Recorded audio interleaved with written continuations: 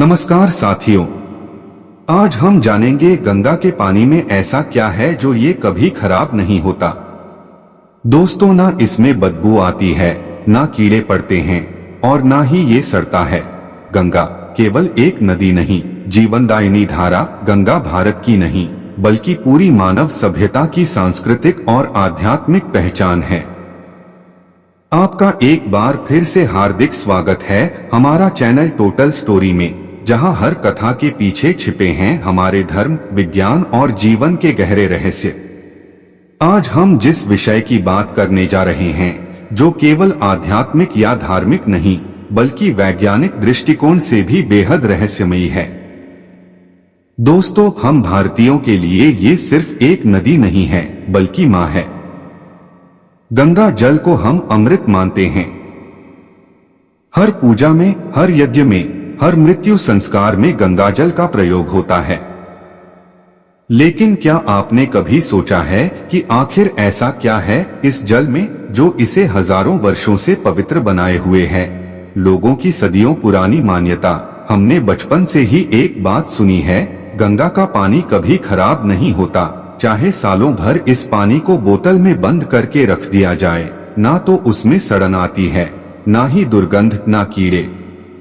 जबकि किसी भी अन्य नदी या नल के पानी को कुछ दिन तक रखा जाए तो उसमें बदबू आनी शुरू हो जाती है। उसमें काई, फफूंदी और बैक्टीरिया पनपने लगते हैं।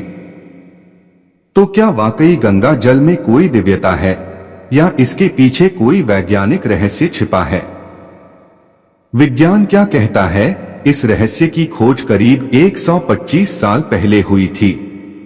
सन 1890 का दशक था। भारत में हैजा महामारी फैली हुई थी। लोग बड़ी संख्या में मर रहे थे। उन दिनों एक ब्रिटिश वैज्ञानिक भारत आए, नाम था डॉक्टर अर्नेस्ट हैनकिन। वो गंगा नदी के पानी पर शोध कर रहे थे। उन्होंने देखा कि जिन इलाकों में लोग गंगा जल पी रहे थे, वहां हैजे की घटनाएं काफी कम हो रही थीं। उन्हें यह बात अजीब लगी।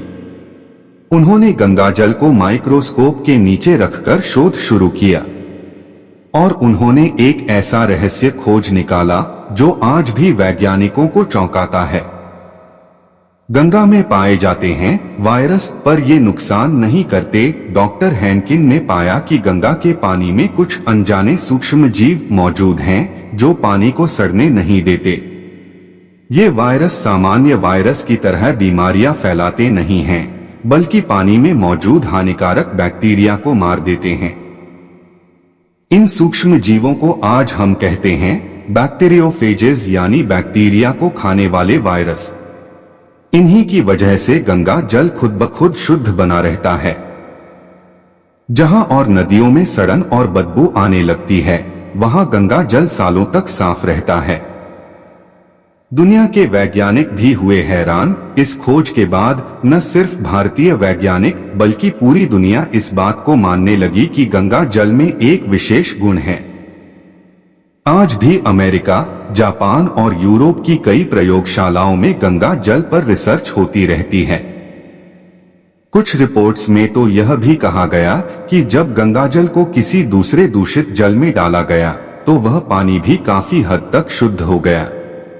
फिर भी हम कर रहे हैं गंगा का अपमान। लेकिन दुख की बात है, हमने इस जीवनदायिनी गंगा मां के साथ कैसा व्यवहार किया। हमने इसमें नाले बहाए, कारखानों का केमिकल डाला, मरने वालों की लाशें इसमें प्रवाहित कर दी, कचरा, पॉलिथीन, फूल मालाएं जो मन में आया गंगा में डाल दिया।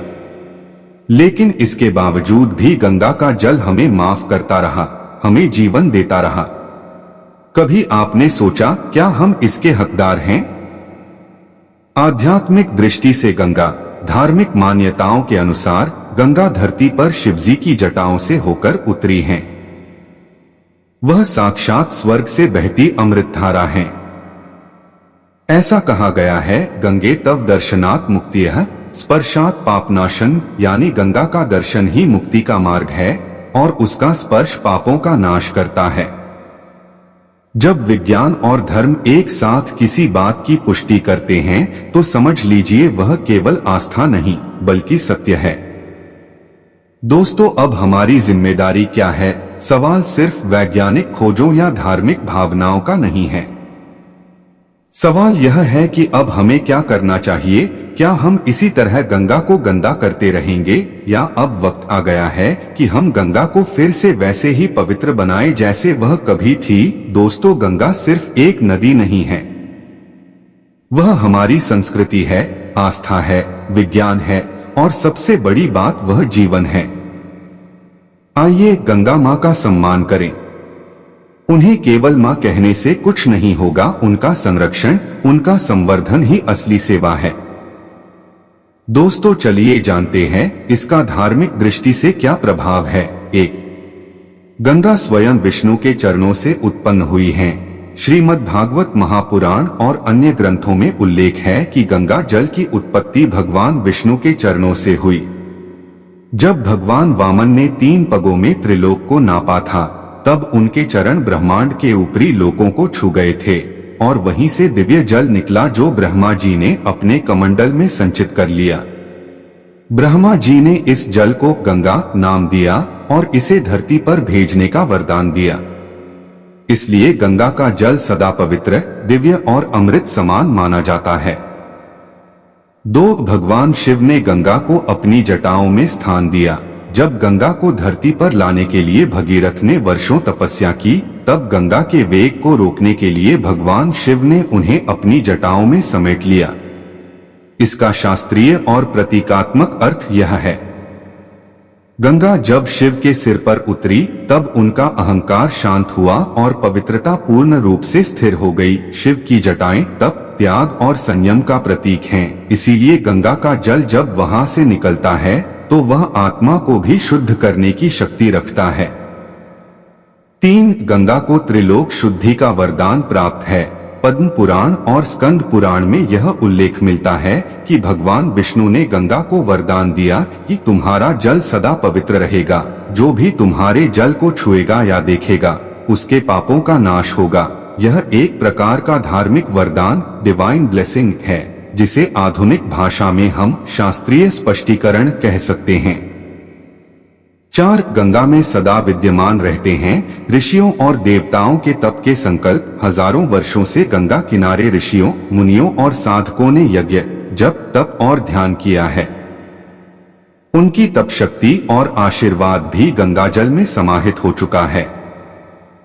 जैसे ही आप गंगा जल को छूते हैं, वह केवल पानी नहीं, वह हजारों वर्षों के धार्मिक संकल्पों और ऊर्जा से भरा एक दिव्य तत्व होता है। 5. गंगा जल में मंत्र शक्ति समाहित है। पुराणों में यह वर्णन है कि जब गंगा पृथ्वी पर आई, तब देवताओं और ब्रह्मर्षियों ने वैदिक मंत्रों द्वारा इसका स्वागत किया और आह्वान किया। इन मंत्रों में जो कंपन, वाइब्रेशन था, वह आज भी गंगा के जल की ऊर्जा में बना हुआ है। यही कारण है कि गंगाजल को जब हम पूजा में उपयोग करते हैं, तो वह एक संपूर्ण मंत्रित जल की तरह कार्य करता है।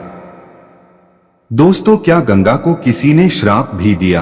वैसे तो गंगा देवी को अधिकतर वरदान ही मिले हैं, लेकिन कुछ श्राप भी जुड़ी कथाओं में आते हैं, पर ये उनका जल दूषित नहीं करते, बल्कि उनके मानव रूप या उनके अवतार से जुड़े हैं।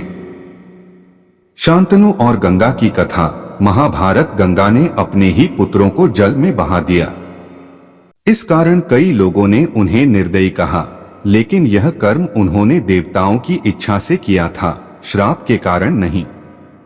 महत्वपूर्ण बात दोस्तों, किसी भी शास्त्र में ऐसा कोई श्राप नहीं मिलता जिसमें कहा गया हो कि गंगा का जल दूषित होगा या कभी होगा, बल्कि हर पुराण, वेद और उपनिषद गंगाजल की पवित्रता को अक्षय बताते हैं, जो कभी नष्ट नहीं होती है। तत्व विवरण। उत्पत्ति विष्णु चरणों से, पवित्रता का कारण ब्रह्मा, शिव और देवताओं के आशीर्वाद, मंत्र शक्ति वेद मंत्रों से युक्त सदा शुद्ध रहने का कारण वरदान प्लस दिव्य स्पंदन प्लस ऋषियों की तप शक्ति। श्राप गंगा के जल से संबंधित नहीं, केवल पौराणिक कथाओं तक सीमित। गंगा का जल न सड़ने की वैज्ञानिक वजह है, बैक्टीरियोफेज वायरस है, और उसकी धार्मिक वजह है, विष्णु, ब्रह्मा और शिव के द्वारा दिया गया दिव्य वरदान। गंगा हमारे लिए न सिर्फ एक नदी है, बल्कि एक जिंदा आत्मा है, एक माँ, एक चेतना जो सैकड़ों जन्मों के पाप को धो सकती है। अगर आपको यह वीडियो ज्ञानवर्धक लगा हो तो कृपया लाइक करें, शेयर करें और हमारे चैनल को सब्सक्राइब करें। नीचे कमेंट करके बताइए, क्या आपने कभी गंगाजल को बोतल में रखा है और क्या सच में वह खराब नहीं हुआ। मिलते हैं एक और ज्ञानवर्धक कथा के साथ कथाओं के इस सुंदर सफर में। धन्यवाद।